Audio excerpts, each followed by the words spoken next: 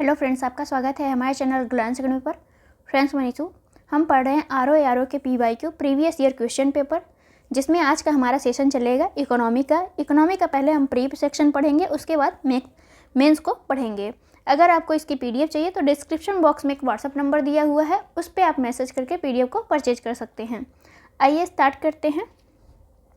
पहला ही क्वेश्चन है आपका 2021 का प्री का, जिसमें आपका मिलान करना था कि कौन सी योजना कब आई थी।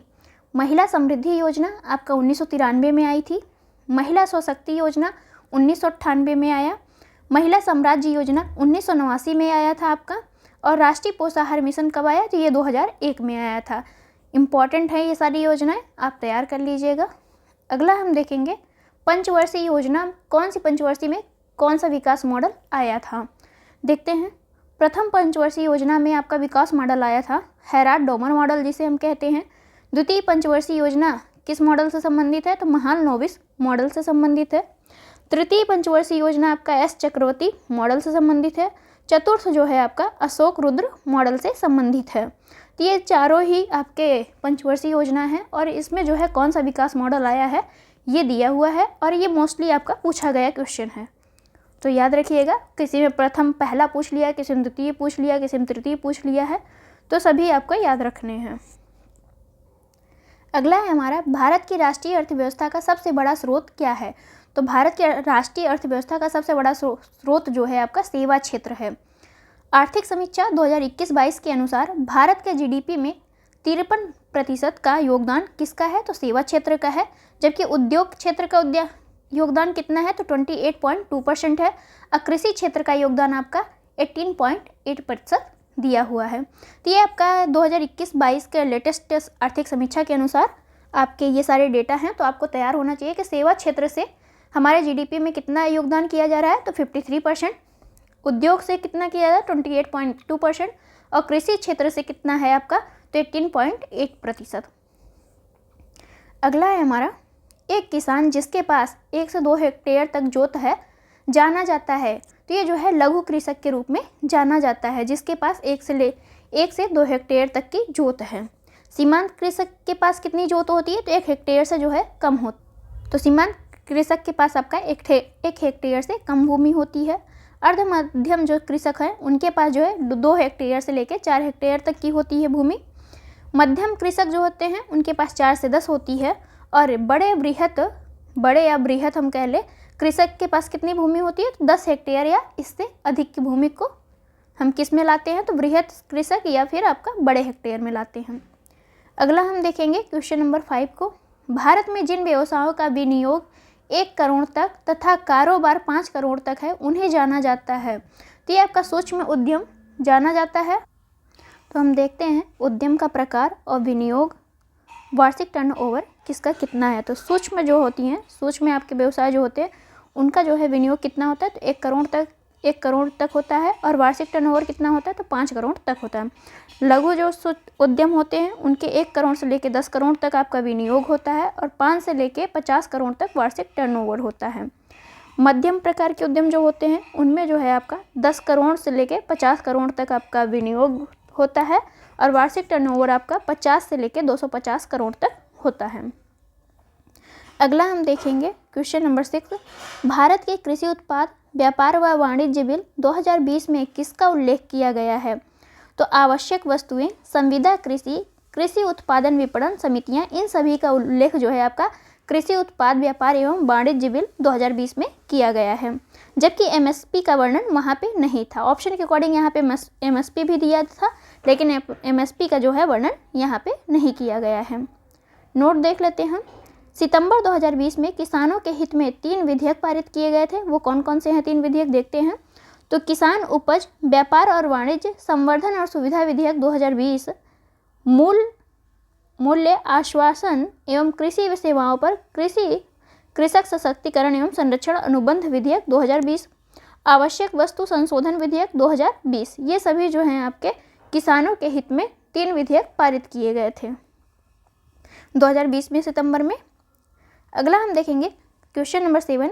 कंपनी अधिनियम 2013 में आया था। साझेदारी अधिनियम आपका पूछा जाता है कि कब आया साझेदारी अधिनियम, पार्टनरशिप अधिनियम, तो 1932 में आया था। वस्तु विक्रय अधिनियम आपका 1930 में आया था। भारतीय संविदा या संविदा अधिनियम आपका कब आया था? तो 1872 में आया था। ये आपका मिलान में दिया था, मिलान लगाने के लिए। अगला है आपका क्वेश्चन नंबर 8। आरबीआई के गवर्नर का कार्यकाल देखते हैं किसका कितना कार्यकाल है। तो एक तरफ गवर्नर है, दूसरी तरफ आपका कार्यकाल दिया हुआ है। तो आईजी पटेल का कार्यकाल आपका 1977 से 1982 तक था। मनमोहन सिंह का कार्यकाल 1982 से लेकर 1985 तक था। सी रंगराजन का कार्यकाल आपका 1992 से 1997 तक था। सुब्बा राव का कार्यकाल 2008 से लेकर 2013 तक था। अगला हम देखेंगे 2017 का पीढ़ी। उत्पाद कीमत सूचकांक मापता है, क्या मापता है? तो उत्पादित वस्तुओं और सेवाओं की कीमत के औसत परिवर्तन को मापता है। कौन मापता है? तो उत्पाद कीमत सूचकांक मापता है।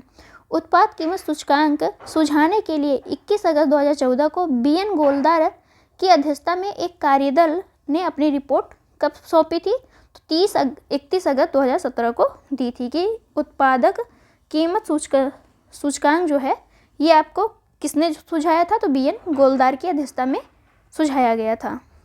अगला हम देखेंगे क्वेश्चन नंबर 2 है, भारत के राज्यों में से कौन सा राज्य चावल का सर्वाधिक उत्पादन प्रति हेक्टेयर करता है? तो पंजाब जो है आपका चावल का सर्वाधिक उत्पादन करता है। कितने मतलब इसमें प्रतिशत में करता है, हेक्टेयर में करता है, किस में करता है? तो ये प्रति हेक्टेयर में करता है।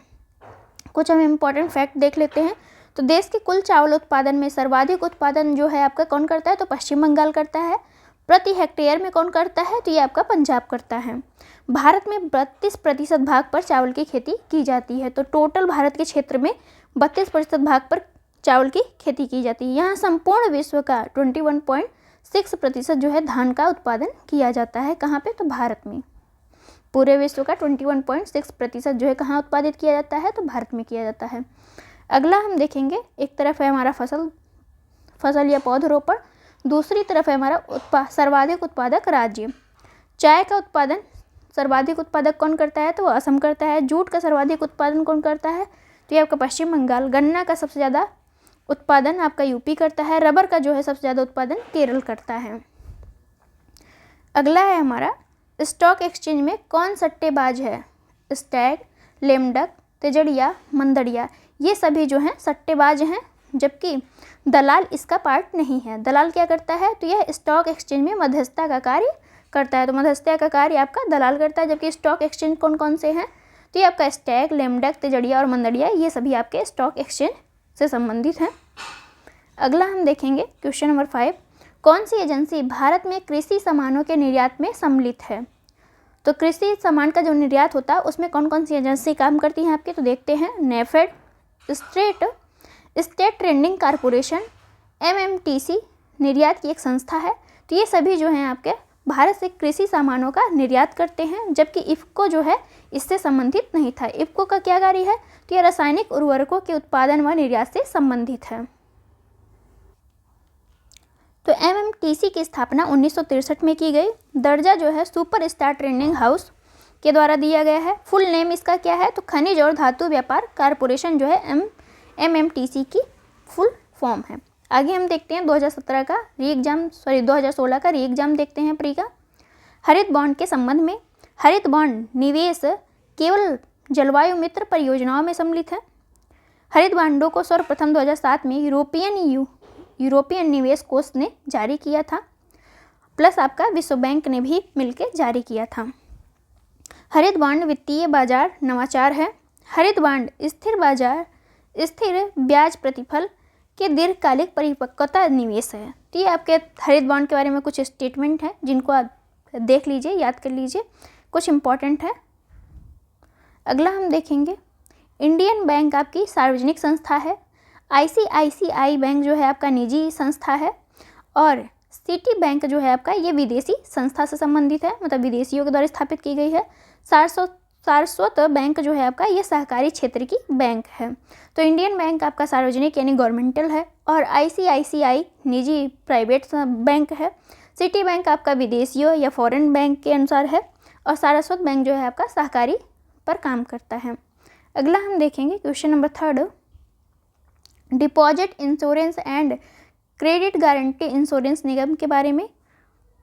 इसकी कुछ स्टेटमेंट दिए हैं। भारतीय रिजर्व बैंक की एक शाखा है, कौन? Deposit insurance and credit guarantee insurance निगम। ये किसकी शाखा है? तो भारतीय रिजर्व बैंक की एक सहायक शाखा है।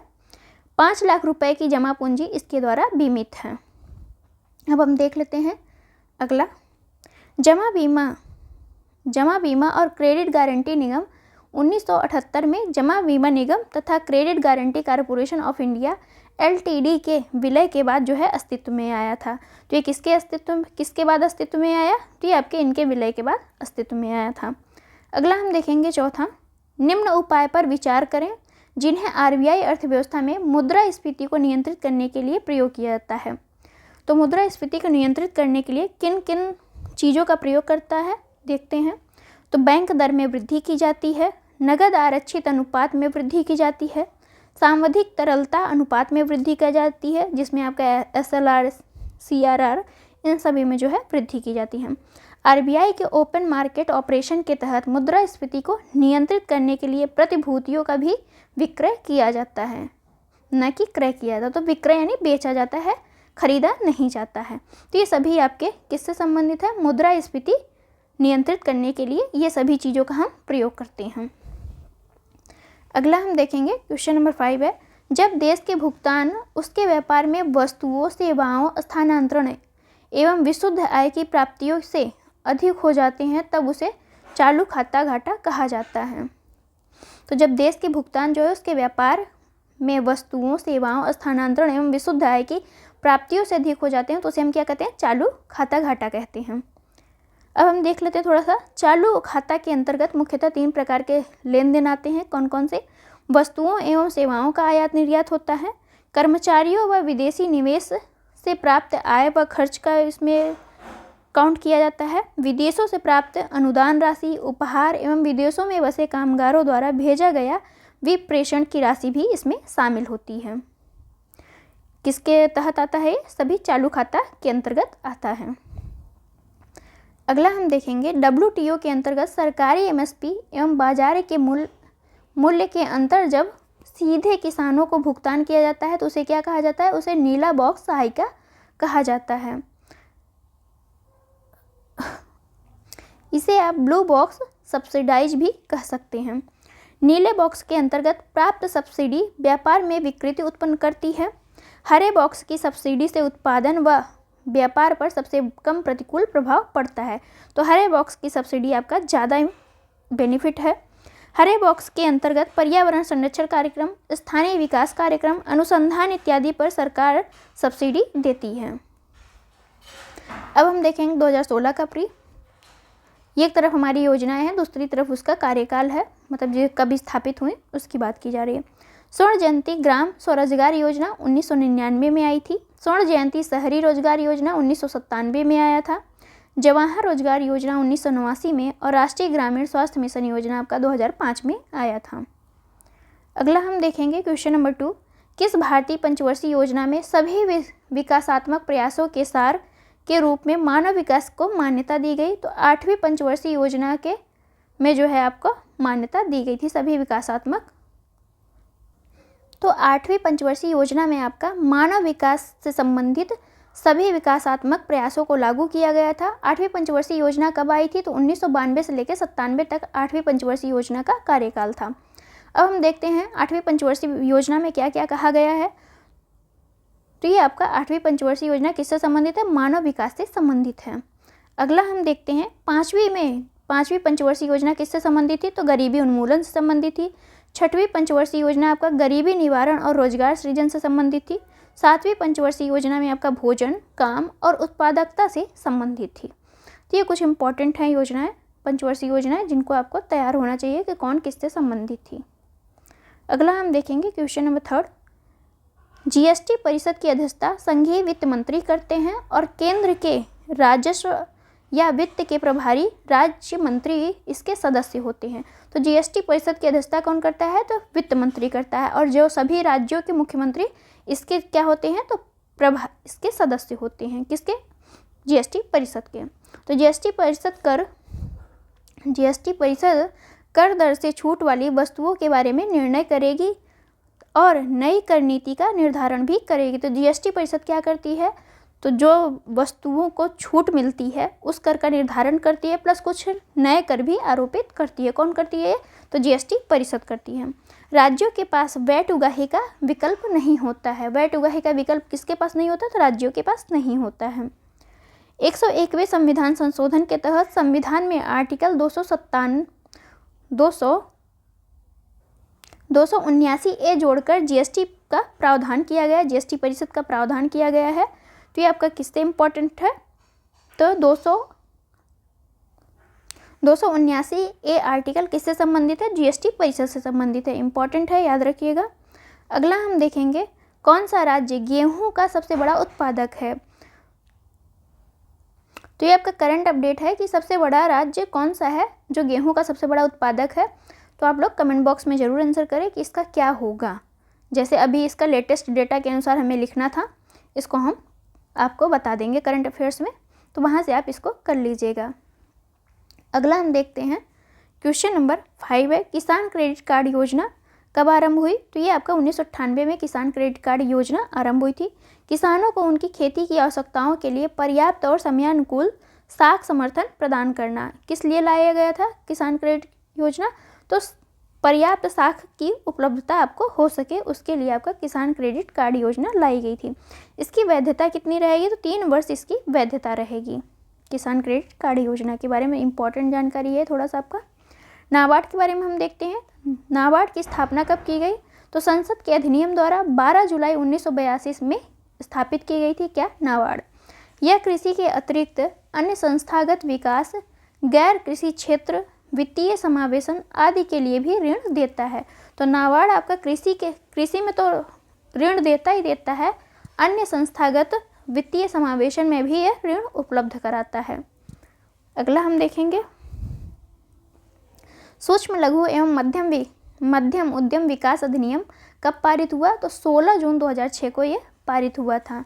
सूक्ष्म लघु एवं मध्यम उद्यम विकास अधिनियम। उपभोक्ता सहकारी भंडार स्थापित किए जाते हैं। तो सदस्यों द्वारा जो है ये उपभोक्ता सहकारी भंडार स्थापित किए जाते हैं। अगला हम देखते हैं कैपिटल गेन टैक्स आपका संपत्ति विक्रय से संबंधित है। सेंट्रल एक्साइज ड्यूटी आपका फैक्ट्री निर्मित वस्तु से संबंधित है। कस्टम ड्यूटी आपका आयात से संबंधित है। कारपोरेट टैक्स आपका किससे संबंधित है? तो ये आय से संबंधित है। अगला हम देखते हैं सेबी अधिनियम कब पारित किया गया? तो सेबी अधिनियम जो है 1992 में पारित किया गया था। सेबी का मुख्यालय कहाँ है? तो ये आपका मुंबई में स्थित है।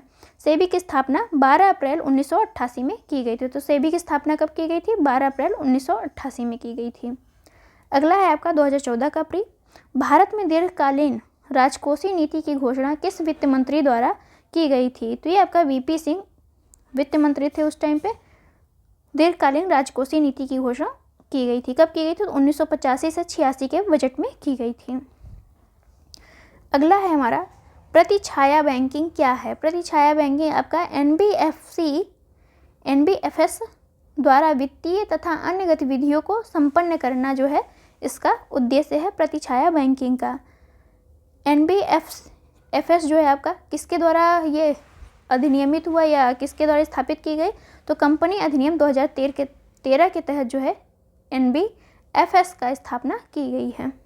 अगला हम देखेंगे 2011 में सूक्ष्म एवं वित्त संस्थाएं जिसे हम माइक्रो फाइनेंस इंस्टीट्यूशन किसकी सिफारिश पर स्थापित की गई थी? तो 2011 में सूक्ष्म एवं वित्त संस्था किसकी सिफारिश पर स्थापित की गई थी? तो मालेगाम समिति की सिफारिश पर जो है स्थापित की गई थी।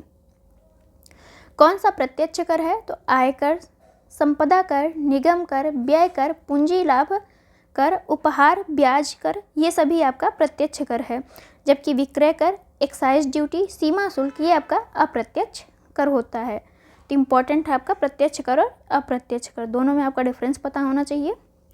पेमेंट ऑफ ग्रेच्युटी एक्ट 1972 के अनुसार ग्रेच्युटी भुगतान की अधिकतम सीमा क्या है? तो ग्रेच्युटी भुगतान की अधिकतम सीमा आपका 20 लाख रुपए है।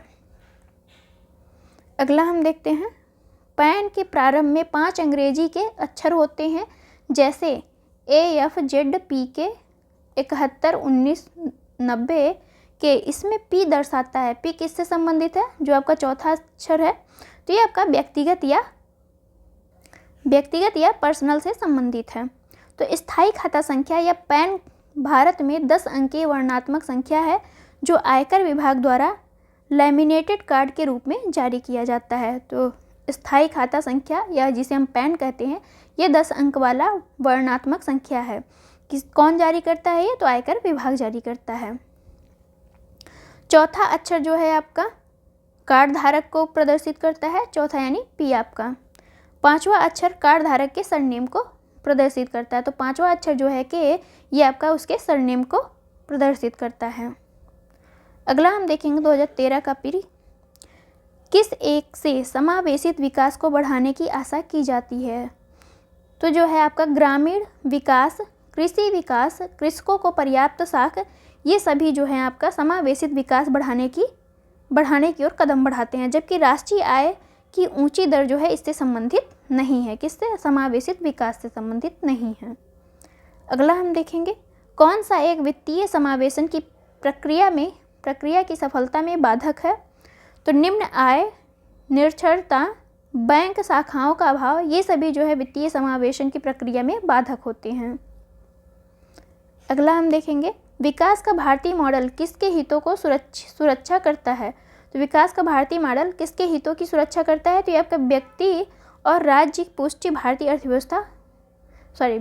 राज्य के हितों को ये सुरक्षित करता है। कौन? विकास का भारतीय मॉडल। इसकी पुष्टि कहाँ से होती है? तो ये जो है भारतीय अर्थव्यवस्था जो है कैसी अर्थव्यवस्था है? तो मिश्रित अर्थव्यवस्था है। अगला हम देखेंगे भारत में गरीबी अनुमानों का आधार है। क्या आधार है? तो परिवार का उपभोग व्यय जो है गरीबी अनुमानों का आधार है। इसके आंकड़ों को कौन जारी करता है? तो NSSO जारी करता है। अगला क्वेश्चन हम देखेंगे गरीबी रेखा से नीचे जीवन यापन करने वाली जनसंख्या के अनुमान के नए मानक निर्धारित करने के लिए भारत सरकार ने एक समिति गठित की है। समिति का अध्यक्ष कौन है? तो सुरेश तेंदुलकर जो हैं समिति के अध्यक्ष हैं। सुरेश तेंदुलकर ने अपनी रिपोर्ट में कुल जनसंख्या का 37.2% जनसंख्या को गरीबी रेखा से नीचे बताया है। तो इन्होंने कितने प्रतिशत जनसंख्या को जो है गरीबी रेखा से नीचे बताया? 37.2%। अगला हम देखते हैं तेंदुलकर समिति ने भारत में गरीबी रेखा के नीचे की जनसंख्या का कौन सा अनुपात आकलित किया है? तो ये जो है 32.7% आकलित किया है। कितने लोग जो हैं गरीबी रेखा से नीचे हैं। अगला हम देखेंगे क्वेश्चन नंबर है 7 सार्वजनिक वितरण प्रणाली के बारे में। मुख्य उद्देश्य क्या है सार्वजनिक वितरण प्रणाली लाने का? तो सब्सिडाइज्ड कीमतों पर आवश्यक वस्तुओं को प्रदान करना, ये इनका उद्देश्य है। यह कीमत सहायक कार्यक्रम की तरह प्रारंभ किया गया है। इसकी स्थापना 1960 के दशक में उपभोक्ता मामलों, खाद्य और सार्वजनिक वितरण के मंत्रालयों के अधीन सार्वजनिक वितरण प्रणाली को लागू किया गया है। इसको भारतीय खाद्य सुरक्षा प्रणाली भी कहते हैं। इसका संचालन केंद्र और राज्य के सम्मिलित प्रबंधन से होता है। किसका?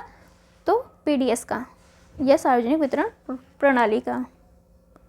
अगला क्वेश्चन हम देखते हैं कौन मध्याह्न भोजन योजना को प्रारंभ एवं व्यवस्थित नहीं करता है? तो ठेकेदार जो हैं आपका मध्याह्न भोजन योजना से इनका संबंध नहीं है। तो मध्याह्न भोजन योजना कब आई थी? तो 15 अगस्त 1995 में लाया गया था। स्कूल मैनेजमेंट, पंचायती राज संस्था, स्वयं सेवा समूह की भागीदारी होती है आपका मध्याह्न भोजन योजना से। जो आपका प्राइवेट मतलब गवर्नमेंट कॉलेज जो होते हैं प्राइमरी वाले, उनमें जो है दोपहर का भोजन देने के लिए कौन सी योजना लाई गई थी? मध्याह्न भोजन योजना लाई गई थी। अगला हम देखते हैं तो एक तरफ हमारा मेलान है और कौन सा योजना कब शुरू की गई इसकी बात की गई है।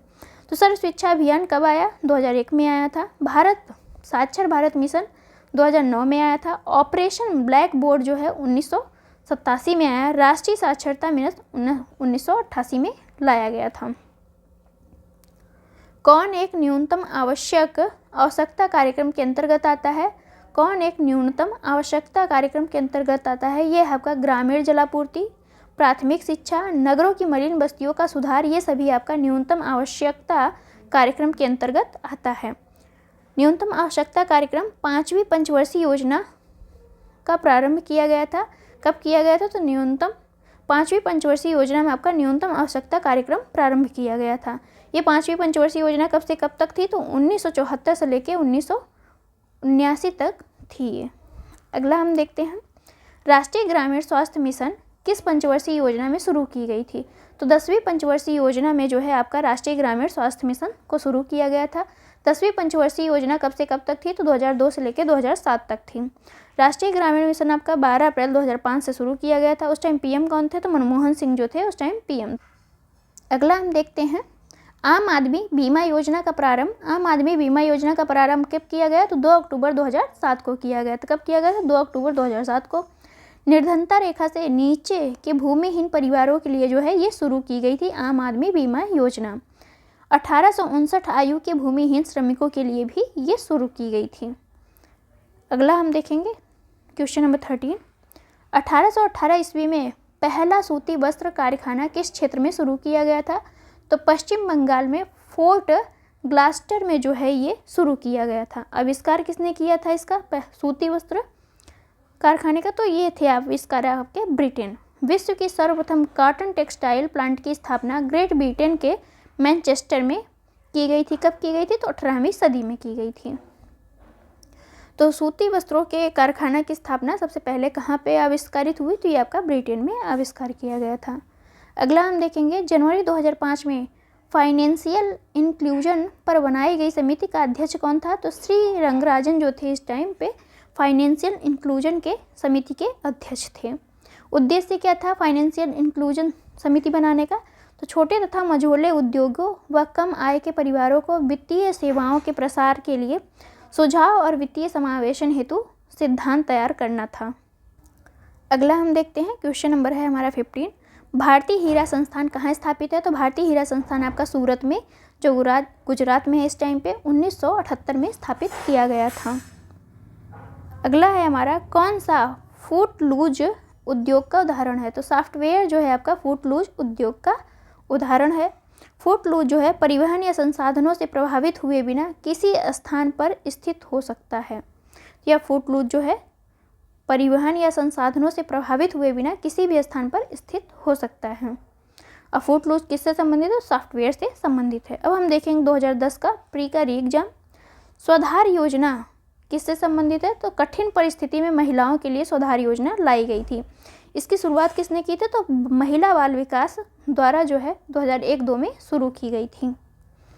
अगला हम देखेंगे 2010 का प्री का क्वेश्चन, कौन सा कार्यक्रम ग्रामीण अवस्थापना विकास कोष, जिसे हम क्या कहते हैं RIDF के अंतर्गत आता है? तो ग्रामीण जलापूर्ति, ग्रामीण सड़कें, ग्रामीण विद्युतीकरण, ये जो है आपका ग्रामीण अवस्थापना विकास कोष के तहत आते हैं। ग्रामीण अवस्थापना या बुनियादी ढांचे के क्षेत्र में 1995-96 में 2000 करोड़ के साथ शुरू की गई थी। 2000 करोड़ से ग्रामीण अवस्थापना विकास फंड की स्थापना की गई थी। तो ग्रामीण अवस्थापना विकास फंड की स्थापना जो है कब की गई थी? 95-96 में की गई थी। कितने करोड़ के तहत की गई थी?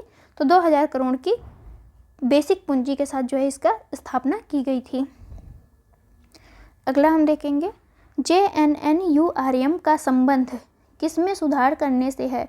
तो शहरी अधोसंरचना से संबंधित जो है JNNURM का संबंध है। अब हम देखेंगे, Jawaharlal Nehru national urban renewal mission दिसंबर 2005 में शुरू किया गया था। ये शहरों के विकास के लिए किया गया था स्टार्ट। कौन सा? तो ये जो है आपका नेशनल अर्बन रिन्यूअल मिशन की शुरुआत। अगला है हमारा, सार्वजनिक वस्तुओं की कीमत निर्धारण हेतु छाया कीमतों की अवधारणा को किसने प्रतिपादित किया है? तो टिनबर्ग ने जो है स्थापित किया है। क्या नाम है इनका? टिनबर्गिन ने, टिनबर्गिन ने इसको स्थापित किया था। भारत में राष्ट्रीय आय मापने का कौन सा आधार है? तो राष्ट्रीय आय मापने का 2011-12 का आधार रखा गया है। वार्षिक आर्थिक समीक्षा को तैयार करने के लिए कौन उत्तरदायी है? तो वित्त मंत्रालय जो है आपका वार्षिक आर्थिक समीक्षा तैयार करने के लिए उत्तरदायी है। बजट की घोषणा के एक दिन पहले जो है आपका आर्थिक समीक्षा प्रस्तुत की जाती है। अगला हम देखते हैं, सहकारिता क्षेत्र में भारत का सबसे बड़ा उर्वरक कारखाना कहाँ स्थित है? तो फूलपुर यूपी में जो है आपका स्थित है। ये किसके द्वारा स्थापित की गई है? तो इफ़को द्वारा जो है स्थापित किया गया है सबसे बड़ा उर्वरक कारखाना सहकारिता क्षेत्र का। विशेष कृषि एवं ग्राम उद्योग योजना का मुख्य उद्देश्य क्या है? कृषि निर्यात का संवर्धन करना ये विशेष कृषि एवं ग्राम योजना का उद्देश्य है। अगला हम देखते हैं, एक तरफ समिति है, दूसरी तरफ उससे संबंधित संस्था है। तो गोस्वामी समिति जो है आपका औद्योगिक रुग्णता की समस्या से संबंधित है। जानकी रमन समिति आपका शेयर घोटाले की जांच से संबंधित है। मल्होत्रा समिति आपका बीमा क्षेत्र में सुधार से संबंधित है। तारापोर समिति आपका भारतीय मुद्रा का चालू खाते पर परिवर्तनीयता से संबंधित है। अगला हम देखेंगे क्वेश्चन नंबर 9 को, भारत में सिक्के जारी करने के लिए कौन अधिकृत है? तो वित्त मंत्रालय जो है आपका सिक्के जारी करने के लिए अधिकृत है। वित्त मंत्रालय में भी आपका भारत सरकार के तहत ही आता है। तो 1 रुपए के नोट और सिक्के जारी कौन करता है? तो वित्त मंत्रालय या भारत सरकार करती है। अगला हम देखते हैं, चालू खाते में रुपए की पूर्ण परिवर्तनीयता किस वर्ष में घोषित की गई थी? तो 1994 से जो है आपका पूर्ण परिवर्तनीयता घोषित की गई थी। किसमें? चालू खाते में। चालू खाते में मुख्य रूप से आयात निर्यात तथा अदृश्य व्यापार आते हैं। तो चालू खाते में क्या क्या आता है? आयात निर्यात तथा अदृश्य व्यापार आते हैं। अगला है हमारा, पंजाब नेशनल बैंक में विलय होने वाला वाणिज्यिक बैंक कौन है? तो ओरिएंटल बैंक ऑफ कॉमर्स तथा यूनाइटेड बैंक ऑफ इंडिया, ये दोनों ही किसमें विलय हो गए? तो पंजाब नेशनल बैंक में। कब हुए थे? 2019 में हुए थे। कौन सा देश दक्षिण एशियाई क्षेत्रीय सहयोग संघ का सदस्य है? तो भारत, पाकिस्तान, बांग्लादेश, नेपाल, भूटान, श्रीलंका, मालदीव, अफगानिस्तान, ये सभी जो है दक्षिण एशियाई क्षेत्रीय सहयोग संघ का सदस्य हैं। अफगानिस्तान को कब शामिल किया गया? तो 3 अप्रैल 2007 को अफगानिस्तान को शामिल किया गया था इसमें। 8 दिसंबर 1985 को ढाका में जो है दक्षिण एशियाई क्षेत्रीय सहयोग संघ का स्थापना किया गया। इसका हेडक्वार्टर कहाँ है सार्क का? तो काठमांडू में है। टोटल स्थापना के टाइम पे 7 सदस्य थे। अब कितने देश हैं? तो टोटल 8 देश हैं। किसको ट्रिप्स समझौते में संरक्षण प्रदान करने के लिए सम्मिलित किया गया है? तो व्यापार मार्ग, एकीकृत सर्किट के रूपाकृत तथा बाह्य प्रारूप, ये सभी जो है किससे संबंधित है आपके? तो ट्रिप्स समझौते में संरक्षण प्रदान करने के लिए इन सभी को शामिल किया गया था, जबकि पौधे उत्पादन इसमें शामिल नहीं है। बौद्धिक संपदा अधिकार विचारों, आविष्कारों तथा सृजनात्मक व्यक्तियों तथा उनको संपत्ति का दर्जा दिए जाने से संबंधित है। कौन? बौद्धिक संपदा अधिकार। इसी में हम देखते हैं, इसके अंतर्गत 7 जो है आते हैं। बौद्धिक संपदा अधिकार में जो है 7 तरीके के चीज़ें आती हैं। कौन कौन सी? कॉपीराइट, ट्रेडमार्क, जीआई, औद्योगिक रूप, पेटेंट, इंटीग्रेटेड सर्किट की रूपरेखा, व्यापार संबंधी गुप्त सूचनाएं, ये सभी किसके अंतर्गत? बौद्धिक संपदा अधिकार के तहत ये सभी आते हैं। अगला हम देखते हैं, डंकल का नाम किससे संबंधित है? तो गैट से जो है आपका डंकल का नाम संबंधित है। आर्थर डंकल गैट के अध्यक्ष थे। आर्थर डंकल जो है गैट के अध्यक्ष थे। इसी से WTO की नींव पड़ी है। किससे? गैट से। तो डंकल का नाम किससे संबंधित है? गैट से संबंधित है। ये हमारा प्री का सेक्शन कंप्लीट हो गया है। अब हम नेक्स्ट सेक्शन जो करेंगे वो करेंगे मेंस का। Thank you for watching friends. मिलते हैं नेक्स्ट वीडियो में।